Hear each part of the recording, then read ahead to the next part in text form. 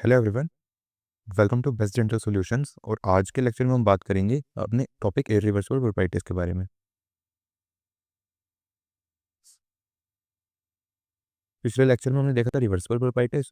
आज हम देखेंगे इरिवर्सिबल पल्पाइटिस। तो इरिवर्सिबल पल्पाइटिस क्या होती है? ये एक परसिस्टेंट इन्फ्लेमेटरी कंडीशन होती है। इन्फ्लेमेटरी कंडीशन जो हमारी रिवर्सिबल पल्पाइटिस की कंडीशन थी वो माइल्ड टू मॉडरेट इन्फ्लेमेशन की कंडीशन थी। ठीक है, लेकिन ये जो रिवर्सिबल पल्पाइटिस होती है ये हमारी परसिस्टेंट इन्फ्लेमेटरी कंडीशन होती है। ठीक है, और सिम्टोमेटिक भी हो सकती है ये, या नॉन सिम्टोमेटिक भी हो सकती है, या एसिम्टोमेटिक। और साथ में इसमें क्या होता है, इसमें पल्प की हीलिंग नहीं हो पाती naturally. Pulp healing not possible naturally. तो इसको अगर आप रिवर्सिबल पल्पाइटिस के साथ कंपेयर करो तो रिवर्सिबल पल्पाइटिस क्या था? रिवर्सिबल पल्पाइटिस में mild to moderate inflammatory condition थी, वो परसिस्टेंट नहीं थी, ज़्यादा लंबे टाइम तक नहीं चल रही थी इन्फ्लेमेटरी कंडीशन। ठीक है, और उसके अलावा अगर हम नॉक्शियस स्टिमुलाई जो था उसको हटा देते थे तो उसकी वजह से क्या होता था कि जो पल्प की इन्फ्लेमेटरी कंडीशन है वो भी हट जाती है, यानी कि पल्प अपने नॉन इन्फ्लेम स्टेट में वापस रिवर्स हो जाता था। लेकिन इसमें क्या होगा, इसमें पल्प हीलिंग पॉसिबल ही नहीं है नेचुरली।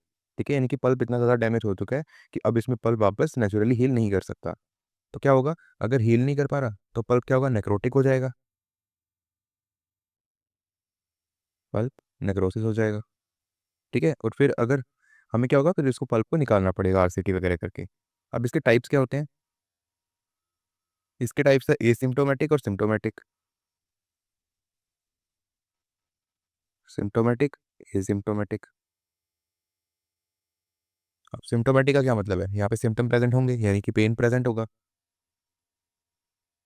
और एसिम्टोमेटिक का क्या मतलब है? यहाँ पे कोई एक्टिव पेन नहीं होगा, नो एक्टिव पेन, लेकिन पल्प के अंदर डैमेज होता रहता है। ठीक है, यानी कि बाहर से कोई क्लिनिकल फीचर हमें नहीं दिखेगा, लेकिन पल्प के अंदर डैमेज होता रहेगा। जो रिवर्सिबल पल्पाइटिस था उसके भी दो टाइप्स थे। कौन कौन से थे? एक्यूट और क्रॉनिक। ठीक है, साथ साथ में आपका रिवर्सिबल पल्पाइटिस भी रिवाइज करते चलना, एक तरह से कंपैरिजन करते चलना। तो क्या होगा, डिफरेंशियल डायग्नोसिस में भी आपकी हेल्प करेगा वो। तो ये हो गया टाइप्स। अब देख लेते हैं कॉजेज क्या क्या है। तो मोस्ट कॉमन कॉज क्या होता है इसका? Bacterial invasion. Bacterial invasion through deep caries, यानी कि केरीज के थ्रू बैक्टीरिया पल्प को इन्वेड करेगा और वो फिर इन्फ्लेमेशन करवाएगा पल्प की। इसके अलावा trauma, chemical irritation, thermal shock, या मैकेनिकल डैमेज, ये सभी रीज़न हो सकते हैं इरिवर्सिबल पल्पाइटिस के।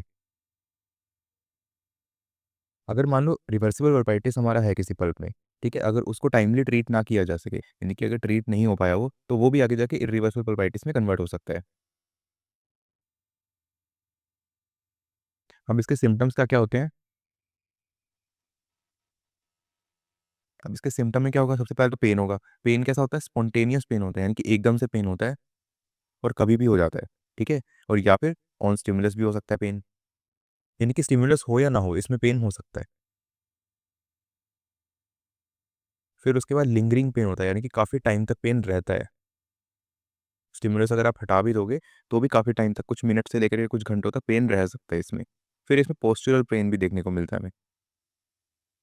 पोस्चरल पेन क्यों होगा, कि मान लो पेशेंट जब बेंड कर रहा है, ठीक है, या फिर जब लेट रहा है पेशेंट, तो लेटने के टाइम भी उसको काफ़ी दर्द होता है। ठीक है, ऐसा क्यों होता है कि जैसे मान लो पेशेंट लेटता है तो क्या होता है कि जो ब्लड फ्लो होता है वो हेड एंड नेक रीजन में ज़्यादा इंक्रीज होता है, तो एक तरह से पल्प में भी जो ब्लड फ्लो है वो ज़्यादा इंक्रीज होगा। अब पल्प में ब्लड फ्लो इंक्रीज हो रहा है तो एक तरह से प्रेशर वहाँ पे बढ़ेगा, तो उसकी वजह से पेन होगा। इसके अलावा जो पेन है वो शूटिंग, थ्रॉबिंग, या ग्नॉइंग पेन होता है। ठीक है, ये पेन के करेक्टर्स हैं। फिर जो पेन है वो रेफर हो सकता है ईयर में, टेम्पल में, या साइनसेस तक। Refer to ear, temple region, या फिर साइनस। यहाँ पर पेन मतलब एक तरह से रेफर हो सकता है, दांत से दर्द जो है, पेशेंट बोल रहे हैं कि मेरे कान के आसपास भी दर्द हो रहा है या सर में दर्द होने लगता है, तो एक तरह से पेन रेफर होने लग रहा है, तो मतलब कि वो इरिवर्सिबल पल्पाइटिस का केस हो सकता है। ठीक है, और फिर उसके बाद क्या होगा, इसमें हीट से पेन ज़्यादा वर्स होता है। हीट से ज़्यादा वर्स पेन होता है as compare to cold. Cold reversible pulpitis में क्या था, कोल्ड से ज़्यादा पेन हो रहा था। और इसमें क्या होगा, नाइट पेन कॉमन होगा। अब लेट स्टेजेस में क्या होता है, इरिवर्सिबल पल्पाइटिस में लेट स्टेजेस में पल्प का एक्सपोजर हो जाता है। तो उससे क्या होगा, डल कांस्टेंट पेन रहता है, यानी कि लगातार हल्का हल्का दर्द परमानेंट रहता ही है। ठीक है। अब मान लो अगर पल्प पे कवरिंग है डिकेट डेंटिनिया पेलिंग की, ठीक है, और अगर कोई मान लो आउटलेट नहीं है एक तरह से फॉर प्रेशर, तो टूथ क्या होता है, एकदम पेन जो टूथ में होगा वो बहुत अनबियरेबल हो जाएगा। वही बात जैसे मैंने आपको डेंटिन बताया था, ये डेंटिन ये पल्प, अगर मान लो यहाँ पे हार्ड डेंटिन है या फिर वहाँ पे कोई फिलिंग हमने कर रखी है, तो क्या है कि पल्प पल्प पे अगर अंदर से कोई प्रेशर लगेगा, मान लो ब्लड फ्लो वगैरह बढ़ रहा है, तो पल्प पे अंदर से प्रेशर लगेगा या पल्प इन्फ्लेम हो रहा है तो स्वेल होगा। तो अगर वो प्रेशर बढ़ेगा और आसपास बिल्कुल भी उसके पास पल्प के पास बिल्कुल जगह नहीं है स्वेल होने की, उसको बिल्कुल जगह मिल नहीं रही, तो पेन क्या होगा इसमें, बिल्कुल अनबियरेबल हो जाएगा। ठीक है। और अगर मान लो इसमें पस भी बन सकती है, पस डेवलप हो सकती है। और अगर मान लो इसको ड्रेनेज मिल गया, तो पेन क्या होगा, मोमेंटरली एक तरह से पेन रिलीव हो जाएगा। इफ ड्रेनेज अवेलेबल, इनके अगर पास से एक तरह से ड्रेन हो गई तो पेन टेम्परली रिलीव हो जाएगा।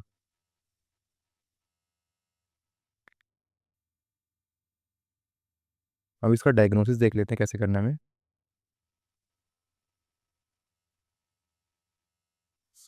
तो डायग्नोसिस में सबसे पहले क्या होगा, सबसे पहले हमें इंस्पेक्शन करना होगा, यानी कि हम एक तरह से टूथ को अपनी आंखों से देखेंगे, तो उसमें क्या होगा, हमें डीप कैविटी दिखेगी। ठीक है। और उसके ऊपर ग्रेस कम लेयर होगी। अब ये ग्रेस कम लेयर में क्या होगा कि बैक्टीरिया या डेब्रिस वगैरह और जो बॉडी के डिफेंस सेल्स वगैरह हैं, वो प्रेजेंट होंगे इस कम लेयर में। ठीक है। फिर उसके बाद स्मेल, हम स्मेल चेक करेंगे तो इसमें क्या होगा, मेनली डीकम्पोजिशन का फॉल ऑर्डर मिलेगा हमें, डीकम्पोजिशन फाउल ऑर्डर। ठीक है, यानी कि थोड़ी स्मेल सी आएगी। फिर हम थर्मल टेस्ट करेंगे। तो अगर मान लो इरिवर्सिबल पल्पाइटिस अर्ली स्टेज में है, तो क्या होगा, लिंगरिंग पेन होगा आफ्टर कोल्ड।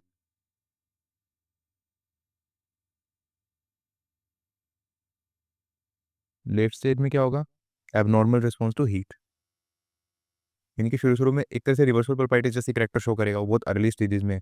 मैंने बताया ना, रिवर्सिबल पल्पाइटिस आगे जाके इरिवर्सिबल में कन्वर्ट हो सकता है। तो अगर मान लो बिल्कुल इनिशियल स्टेजेस में, अर्ली स्टेजेस में इरिवर्सिबल पल्पाइटिस, तो वहाँ पे कोल्ड के लिए हम लिंगरिंग पेन हमें देखने को मिलेगा पेशेंट में। फिर उसका लेट स्टेजेस में क्या होगा, एबनॉर्मल रिस्पॉन्स टू हीट। ठीक है। और फिर उसके बाद इसमें एक करेक्टरिस्टिक फीचर क्या होता है, लेट स्टेज में अगर हम हीट अप्लाई करेंगे तो पेशेंट को बहुत दर्द होगा, और फिर एकदम से जैसे ही कोल्ड अप्लाई करेंगे तो पेशेंट को पेन से रिलीफ मिलेगा, तो पेन रिलीफ मिलेगा एक तरह से पेशेंट को। ठीक है। फिर उसके बाद हम इलेक्ट्रिक पल्प टेस्टिंग भी कर सकते हैं, ईपीटी। तो ईपीटी में भी अर्ली स्टेज में क्या होगा, लेस करंट पे भी हमें रिस्पॉन्स देखने को मिलेगा पेशेंट में, लेस करंट पे रिस्पॉन्स। रिवर्सिबल पल्पाइटिस में भी यही होता था। ठीक है। और लेट स्टेज में क्या होगा कि पल्प में एक नेक्रोसिस हो जा रहा है। ठीक है। तो इसमें अगर हम करंट इंक्रीज भी करेंगे तो भी हमें रिस्पॉन्स जो होगा वो डिलेड हमें देखने को मिलेगा, डिलेड रिस्पॉन्स।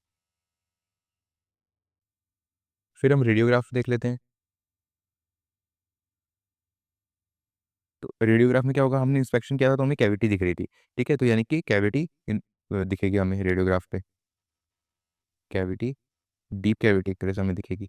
ठीक है। और पल्प हॉर्न भी इन्वॉल्व हो सकता है उस कैविटी में, पल्प हॉर्न इन्वॉल्वमेंट, यानी कि इतनी डीप हो गई कैविटी कि पल्प हॉर्न भी इन्वॉल्व हो गया। उसके बाद पेरियपाइकल चेंजेस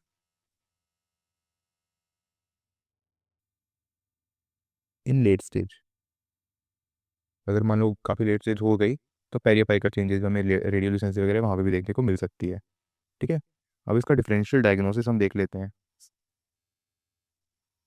इसमें हमें बिल्कुल भी कंफ्यूज नहीं होना। ठीक है। इसका differential diagnosis mainly reversible pulpitis के साथ होता है। ठीक है। तो रिवर्सिबल पल्पाइटिस में क्या होता है, रिवर्सिबल पल्पाइटिस में पेन तुरंत चला जाएगा जैसे ही हम स्टिमुलस हटाएंगे, यानी कि pain relieved on removing stimulus. लेकिन इरिवर्सिबल में क्या होगा, pain lingers even after removing stimulus. फिर दूसरी चीज़ ये कि जो रिवर्सिबल पल्पाइटिस है उसमें पेन हमेशा स्टिमुलस के अंडर ही होगा, यानी कि जब स्टिमुलस मिलेगा तभी पेन होगा। ठीक है। लेकिन इरिवर्सिबल पल्पाइटिस में स्पॉन्टेनियस पेन भी हो सकता है, यानी कि बिना स्टिमुलस के भी हो सकता है। तो हमें क्या करना पड़ेगा, एक तो ईपीटी करना पड़ेगा डायग्नोसिस के लिए, पेशेंट की हिस्ट्री देनी पड़ेगी। अगर मान लो पेशेंट ऐसा कुछ बता रहा है कि मेरे को लेटते हुए दर्द होता है, या फिर मेरे को गर्म चीज़ों खाने से ज़्यादा दर्द होता है, या फिर सोते टाइम रात को काफ़ी दर्द होता है, तो मतलब कि वो इरिवर्सिबल पल्पाइटिस का केस है। लेकिन अगर वो ऐसा सब नहीं बता रहा, तो फिर वो रिवर्सिबल पल्पाइटिस हो सकता है।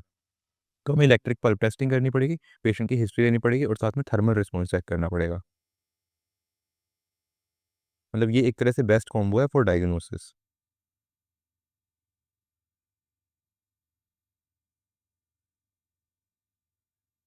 अब हिस्टोपैथ देख लेते हैं।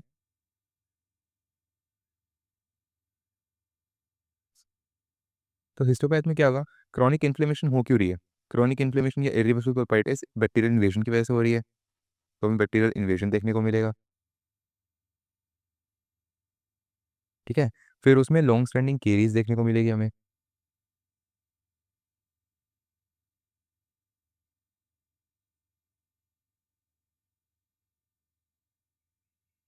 फिर हमें सर्कुलेशन भी अफेक्टेड होगी, तो एक तरह से नेक्रोसिस हमें देखने को मिलेगा। उसके अलावा पीएमएनएल्स, पॉलीमॉर्फो न्यूक्लियर ल्यूकोसाइड्स, ये सब देखने को मिलेंगे। और फिर लाइसोसोमल एंजाइम भी रिलीज होंगे, जिसकी वजह से पस या माइक्रो एब्सेस बन सकते हैं, यानी कि माइक्रो एब्सेस भी देखने को मिलेंगे। ठीक है, अब क्या होगा, इसमें बॉडी क्या करती है, एक तरह से क्रॉनिक इन्फ्लेमेशन है इरिवर्सिबल पाइटिस, तो इसमें क्या होगा, बॉडी एक तरह से ट्राई करेगी कि जो इन्फेक्शन है उसको रोक के रखे, यानी कि वो ज़्यादा फैले ना। ठीक है, तो उसकी वजह से हमें फाइब्रोसिस भी देखने को मिलता है। ठीक है, तो हमें क्या होगा, ये तो नेक्रोसिस देखने को मिलेगा, प्लस में अल्सरेशन देखने को मिल सकती है लेटर स्टेजेस में, और साथ में क्रॉनिक इन्फ्लेमेशन के फीचर्स देखने को मिलेंगे। ठीक है, तो अल्टीमेटली क्या होगा, जैसे जैसे बढ़ता जाएगा मान लो इन्फेक्शन, तो पल्प एक जगह नेक्रोटिक हो जाएगा, कंप्लीट नेक्रोसिस हो जाएगा पल्प में, अगर कोई भी मान लो हमने इंटरवीन नहीं किया सही टाइम पे। तो फिर उसके बाद हमें क्या करना पड़ेगा, पल्प को निकाल के आरसीटी करनी पड़ेगी। अब इसका ट्रीटमेंट, ट्रीटमेंट में क्या है, आरसीटी या पल्पेक्टोमी। ठीक है, पोस्टीरियर टीथ में क्या होता है, हम पल्पोटोमी कर सकते हैं, अगर मान लो हम एक्सट्रैक्ट नहीं करना चाहते दांत को, तो पल्पोटोमी कर सकते हैं, लेकिन यही कि इनिशियल स्टेजेस में अगर हम कर लें तो ठीक रहेगा, बाद में हम नहीं कर पाएंगे, बाद में हमें पूरा का पूरा पल्प निकालना ही पड़ेगा। और अगर मान लो टूथ रेस्टोरेबल नहीं है, तो उस केस में हमें एक्सट्रैक्शन करना पड़ेगा। और याद रखना, इसमें कोई होम रेमेडी या नॉर्मल कोई एंटीबायोटिक थेरेपी काम नहीं कर सकती, हमें पल्प को हटाना ही पड़ेगा। Not effective alone. अब इसका प्रोग्नोसिस, तो इसमें हम एक तो देखेंगे टूथ का प्रोग्नोसिस, और एक देखेंगे पल्प का प्रोग्नोसिस। तो टूथ का प्रोग्नोसिस तो अच्छा है, अगर मान लो टाइमली पल्प को रिमूव कर दिया जाए, ठीक है, तो इन्फेक्शन क्या होगा, स्प्रेड नहीं होगा पेरियोपाइकल रीजन में, तो उसमें टूथ का प्रोग्नोसिस अच्छा हो जाएगा। लेकिन अगर मान लो डिले हो गया, पल्प को हमने जल्दी नहीं निकाला, टाइमली नहीं अगर उसको एक्सट्रैक्ट किया, तो क्या होगा, वो इन्फेक्शन पेरियोपाइकल रीजन में भी चला जाएगा, तो उसकी वजह से टूथ का भी एक तरह से प्रोग्नोसिस खराब हो जाएगा, क्योंकि टूथ मोबाइल हो जाएगा, उसमें टीओपी वगैरह ये सब प्रेजेंट हो जाएगी। ठीक है, तो उस वजह से टूथ का प्रोग्नोसिस तभी अच्छा है अगर हम पल्प को जल्दी निकाल दें, pulp removed in early stages. और पल्प का इसमें प्रोग्नोसिस अच्छा नहीं है, ठीक है, हमें पल्प को निकालना ही पड़ेगा। तो ये था मेनली इरिवर्सिबल पल्पाइटिस के बारे में। इसके अलावा ग्रॉसमैन बुक में ना एक टेबल दिया हुआ है, उस टेबल में मतलब डिस्टिंग्विशिंग फीचर्स दिए हुए हैं रिवर्सिबल पल्पाइटिस और इरिवर्सिबल पल्पाइटिस के, तो वो टेबल एक तरह से मैं आपको समझा देता हूँ जल्दी जल्दी। ठीक है, तो तीनों जो रिवर्सिबल पल्पाइटिस हैं उनको लिख लेते हैं एक बार। Reversible pulpitis, symptomatic irreversible pulpitis, जो मैंने दो टाइप बताए थे ना इरिवर्सिबल पल्पाइटिस के, वही लिख रहा हूँ। और फिर एसिम्प्टोमेटिक इरिवर्सिबल पल्पाइटिस। ठीक है, इन तीनों को हम कंपेयर करने वाले हैं बेसिकली। तो डिस्क्रिप्शन सबसे पहले दिया हुआ है पॉइंट, तो डिस्क्रिप्शन में क्या लिखा हुआ है कि जो पल्पल इन्फ्लेमेशन है इरिवर्सिबल पल्पाइटिस में, तो वो क्या होगा, वो डेंटल केरीज वगैरह या ऑपरेटिव प्रोसीजर जैसे ट्रॉमा वगैरह हुआ था उसकी वजह से होती है। ठीक है, तो उसमें क्या होगा, यही स्टिमुलस अगर प्रेजेंट होगा तो हमें सिम्टम दिखेंगे, लेकिन जैसे ही हम उसको नॉर्मल कर देंगे, हटा देंगे, थर्मल स्टिमुलस है या कोई मैकेनिकल स्टिमुलस है, अगर उसको हटा देंगे तो पेन एक तरह से खत्म हो जाएगा। ठीक है, फिर उसके बाद सिम्टोमेटिक इरिवर्सिबल पल्पाइटिस में क्या है, इसमें क्या होगा, ये भी डीप डेंटल केरीज या रेस्टोरेशन हो सकता है, और इसमें स्पॉन्टेनियस पेन भी हो सकता है। और अगर मान लो हम स्टिमुलस हटा भी दें तो भी उसमें लिंगरिंग पेन देखने को मिलता है, कुछ मिनट से या कुछ घंटों तक देखने को मिल सकता है, वही सेम जो हमने बात कर चुके हैं। ठीक है, और एसिम्प्टोमेटिक इरिवर्सिबल पल्पाइटिस का क्या मतलब है? इसमें क्या होगा, ये भी डीप डेंटल कैरी और रेस्टोरेशन की वजह से होगा। इसमें टूथ क्या होता है, एसिम्प्टोमेटिक होता है। और अगर मान लो उसको ट्रीट ना किया जाए, अगर मान लो पेशेंट को सिम्टम आए ना, तो पेशेंट क्या होगा, डेंटिस्ट के पास जाएगा नहीं, तो एक तरह से उसका ट्रीटमेंट नहीं होगा। ठीक है, तो ये एक तरह से और भी ज़्यादा खतरनाक है पल्प के लिए। लेकिन पल्प क्या होगा, अंदर ही अंदर डैमेज होता रहेगा और पल्प एकदम से नेक्रोटिक हो जाएगा फिर। ठीक है, अब इसे क्लिनिकल फीचर में क्या दिखना है कि जो रिवर्सिबल पल्पाइटिस है वो सिम्टोमेटिक है। सिम्टोमेटिक रिवर्सिबल पल्पाइटिस सिम्टोमेटिक हो गई, और ये एसिम्टोमेटिक होगा। ठीक है, तो इसमें क्या होगा, जो स्वीट या कुछ खट्टा खाने पे उस पे पेन होगा। ठीक है, और पेन जो होगा वो स्पेसिफिक टू स्टिमुलाई होगा, यानी कि स्टिमुलाई जैसे ही हम देंगे वैसे ही पेन होगा। बार बार सेम चीज़ें रिपीट हो रही है। ठीक है, तो आपको अच्छे से याद कर लेनी है ये चीज़ें। और पेन जो होगा वो शार्प एंड शॉर्ट ड्यूरेशन का होगा। और इसके अलावा जैसे ही स्टिमुलस हम हटाएंगे, पेन रिलीव हो जाएगा, रिलीव्ड पेन। ठीक है, लेकिन सिम्टोमेटिक इरिवर्सिबल पल्पाइटिस का क्या क्या होगा इसमें क्लिनिकल फीचर, इसमें जो पेन होगा वो शार्प और एग्जेजरेटेड पेन होगा। ठीक है, in response to thermal stimulus. ठीक है, कोई भी मान लो स्टिमुलस मिला, या फिर मतलब कोई भी स्टिमुलस मिला, तो उससे क्या होगा, एक तरह से शार्प पेन होगा, शार्प और एग्जेजरेटेड पेन होगा। तो पेन क्या होगा, स्पॉन्टेनियस होगा। स्पॉन्टेनियस का मतलब हो सकता है स्टिमुलस ना हो तो भी पेन हो सकता है, कंटिन्यूस भी होगा, लगातार रह सकता है पेन। जैसे मैंने बात करी थी कि लेटेस्ट स्टेजेस में डल एकिंग कंटिन्यूस पेन होने लगता है जब पल्प एक तरह से एक्सपोज हो जाता है। उसका पेन जो होगा वो लिंगरिंग होगा, यानी कि काफ़ी टाइम तक रहेगा अगर हम स्टिमुलस हटा भी दें तो भी। और उसके अलावा नॉकटर्नल पेन, जैसे नाइट पेन जिसकी हमने बात करी थी, नॉकटर्नल पेन भी होगा। ठीक है, और एसिम्प्टोमेटिक क्या है, वो तो एसिम्प्टोमेटिक है, यानी कि उसमें पेन होगा ही नहीं। अब इसमें फाइनल डायग्नोसिस के लिए मेन पॉइंट क्या है कि फाइनल डायग्नोसिस, तो इसमें नेचर ऑफ पेन मेनली हम देखें, तो नेचर ऑफ पेन इसमें रिवर्सिबल पल्पाइटिस में क्या होगा, शार्प और शॉर्ट पेन होगा। ठीक है, and that is relieved after stimuli removed. तो ये मेन जो है फीचर है रिवर्सिबल पल्पाइटिस का। इसमें क्या होगा, इरिवर्सिबल पल्पाइटिस जो सिम्टोमेटिक है उसमें क्या होगा, डल पेन होगा that lingers even after removing stimulus. और इसमें क्या होगा, एसिम्प्टोमेटिक इरिवर्सिबल में कोई पेन होगा ही नहीं, यानी कि एसिम्प्टोमेटिक है ये तो। फिर उसके बाद पेन ऑन परकशन, तीनों में नेगेटिव होगा। क्योंकि पेरियोपाइकल रीजन तो अभी इन्वॉल्व हो ही नहीं, अगर पेरियोपाइकल रीजन इन्वॉल्व होगा तो फिर पेन ऑन परकशन भी शुरू हो जाएगा। रेडियोग्राफिक फीचर्स, इसमें क्या होगा, इसमें हमें कोई भी रेडियोग्राफिकल चेंजेस नहीं दिखेंगे पेरी रेडिकुलर रीजन में। ठीक है, और नॉर्मल रीजन में भी नहीं दिखेंगे। लेकिन इसमें क्या होगा, हमें केरीज दिख सकती है, और इसमें भी हमें केरीज दिख सकती है। लेकिन पेरी रेडिकुलर रीजन में हमें कोई भी चेंजेस नहीं देखने को मिलेंगे इन द इनिशियल स्टेजेस। और ट्रीटमेंट क्या है, रिवर्सल परपाइटिस में क्या होगा, हमें पॉजिटिव एजेंट जो है, मेनली जो इटियोलॉजिकल फैक्टर है उसको हटाना पड़ेगा। इसमें हमें पल्पेक्टोमी करनी होगी कि पल्प खराब हो चुका है, और एसिम्प्टोमेटिक में भी पल्पेक्टोमी करनी होगी। तो ये हमारा लेक्चर कंप्लीट हो गया इरिवर्सिबल पल्पाइटिस के बारे में। एक बार फिर से रिवाइज करवा देता हूँ मैं 2 मिनट में। तो इरिवर्सिबल पल्पाइटिस में क्या था, सबसे पहले हमने इसकी डेफिनेशन देखी थी, तो ये परसिस्टेंट इन्फ्लेमेटरी कंडीशन यानी कि लंबे टाइम तक रहेगी, सिम्टोमेटिक हो सकती है और एसिम्टोमेटिक हो सकती है।